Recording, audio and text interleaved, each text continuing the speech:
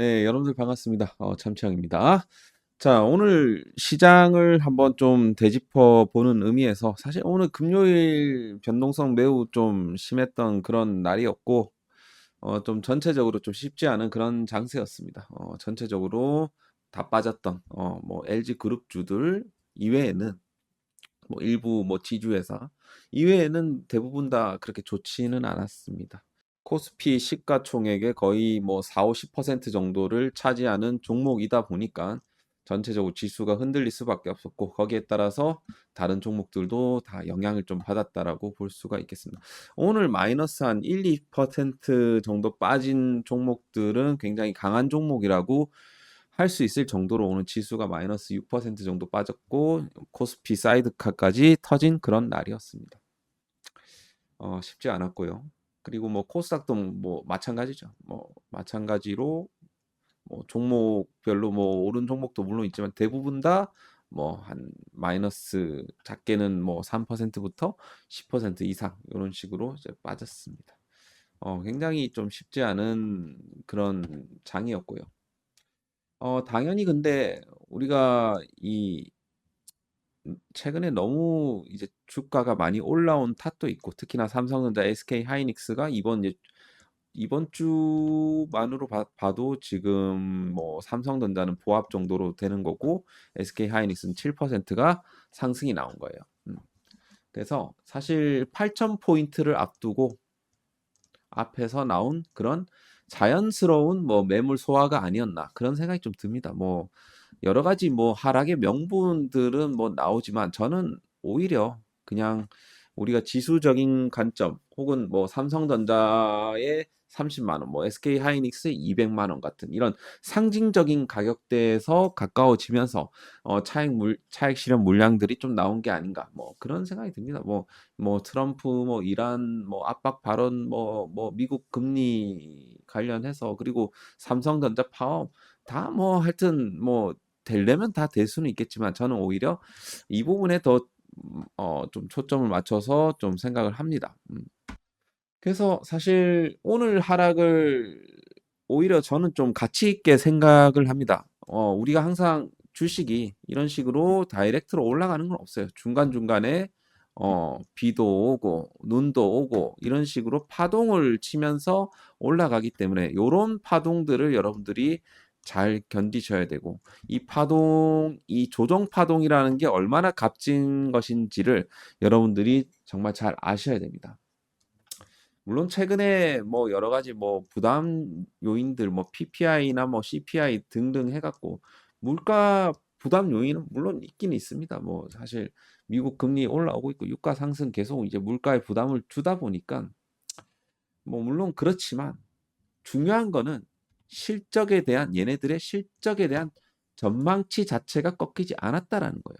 특히나 반도체, AI, 뭐 전력기기, 로봇, 조선, 이런 이제 기존의 어떤 주도 산업의 큰 흐름은 살아 있다라는 겁니다. 오늘 이제 수급을 봤을 때 오늘 외국인들이 거의 한 6조 6천억 정도 매도를 쳤고요. 기관들이 1조 7천억 원. 오늘 기관들의 투매 물량까지 나왔다 보니까 오늘 좀 시장이 크게 좀 반응을 한 것 같습니다.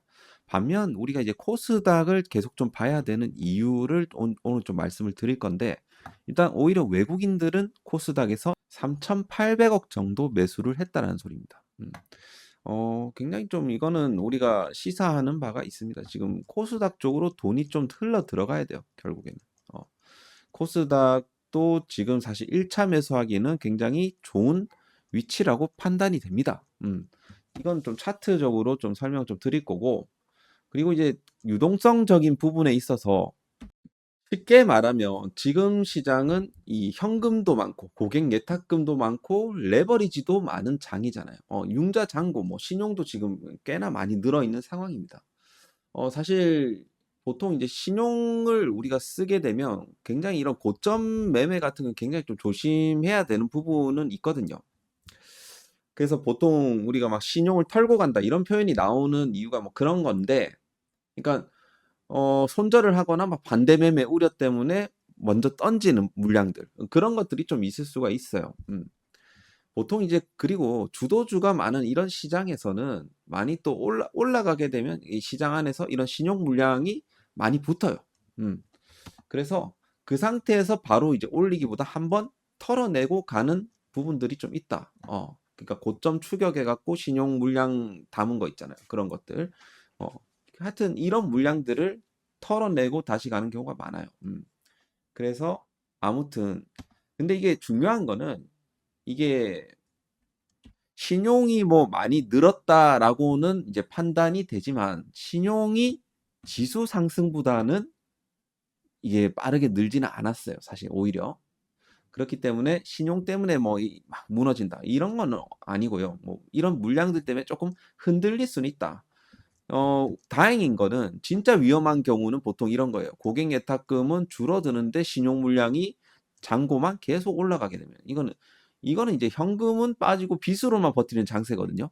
그렇기 때문에 이런 거는 위험한데 지금 그런 거는 아니라는 겁니다. 그래서 유동성도 굉장히 풍부하고 이런 고객 예탁금이 버티고 있는 상황에서도 신용이 어느 정도 붙기 때문에 이거는 어떻게 보면 괜찮다.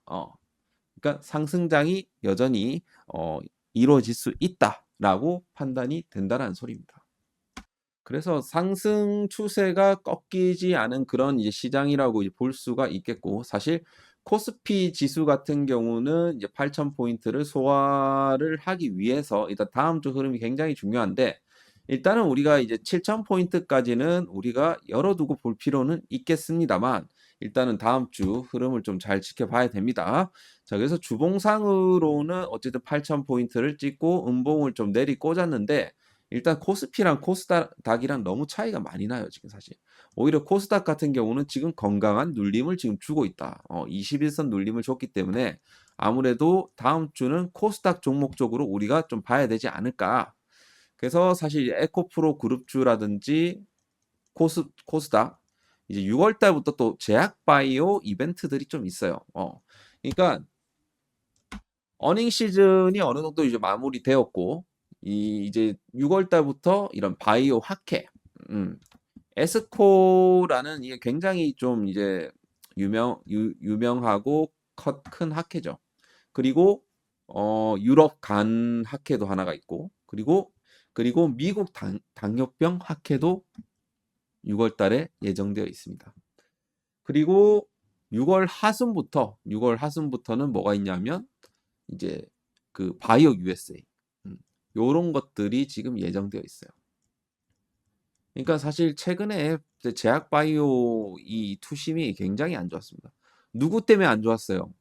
범인이 있어요. 삼천당 제약. 이놈 때문에 지금 완전히 제약 바이오 망쳐놨어.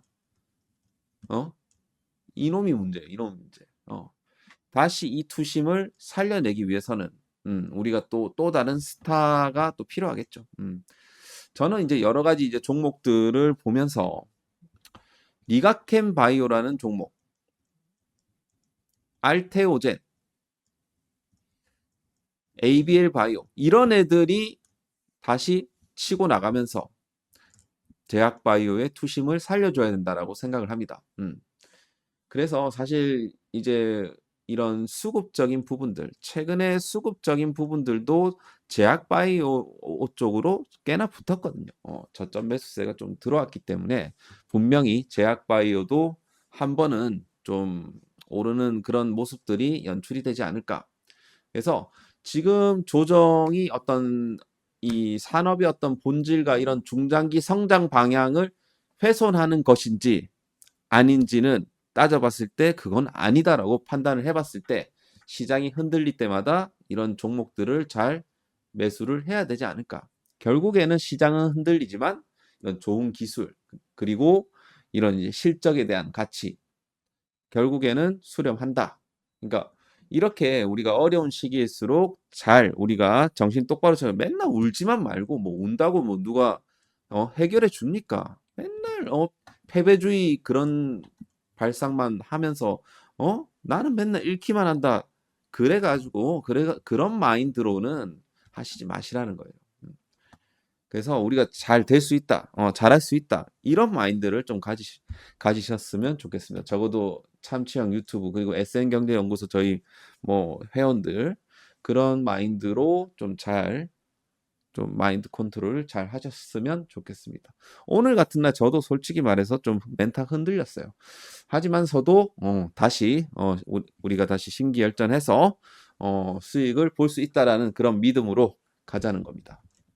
그래서 저는 이번 조정이 매우 값진 조정이다라고 평가를 좀 할 수가 있다라는 부분이고 우리가 이제 지수적인 부분으로 봐도 최근에 좀 많이 떨어졌기 때문에 단기 조정을 좀 받았기 때문에 지금 ADR 지표상으로도 지금 과매도권에 와 있다. 지금부터는 우리가 예를 들어 우리가 1차 매수를 하고 지금 2차 매수 타점을 잡아야 할 때가 왔다라고 좀 판단이 됩니다. 그래서 지금은 오히려 매도보다는 매수로 대응을 해야 된다라는 말씀을 좀 드립니다. 그래서 다음 주부터 이 기회가 온다라고 생각을 해주시면 되겠습니다. 자, 그래서 잘 다음 주에 좀 집중을 해주시길 바라겠고 최근 들어갖고 외국인들의 수급이 많이 붙었던 종목들 좀 눈여겨볼 필요가 있겠죠. 현대건설, 뭐 포스코홀딩스 이런 거 왜 샀겠습니까? 현대건설을 뭐 단순히 건설주로 보고 샀겠습니까? 당연히 원전이 붙어 있으니까 샀겠죠. 외국인들이 그죠. 원전에 대한 기대감으로 산 겁니다. 뭐 파두라는 종목, 그리고 두산 로보틱스, 로봇이죠. 그리고 지금 기관들, 삼성전자, 삼성전기, SK스퀘어, 현대차를 여러분들이 놓치면 안 돼요. 현대모비스. 지금 이제 얘네들 아직 시작도 안 했다라고 저는 판단을 하고 있습니다. 자, 결국에는 지금 이런 종목들을 우리가 좀 잘 보셔야 된다. 그래서 지금 외국인들이 쓸어 담은 종목들, 그리고 기관들이 쓸어 담은 종목군들, 코스닥 레버리지를 샀고요. 그리고 코덱스 레버리지를 샀다. 상방에 베팅한다라는 거죠. 그죠? 그렇기 때문에 여러분들이 잘 집중을 하셔갖고 종목들을 잘 들어가셔야 된다.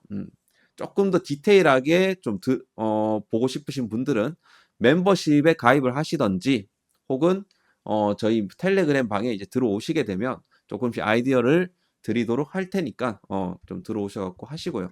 제가 또 이런 식으로 좀 중간중간에 한 종목씩 제가 또 찍어 드릴 테니까 기다려 주시길 바라겠습니다. 포스코 홀딩스를 곧 찍어서 올려 드릴 거예요.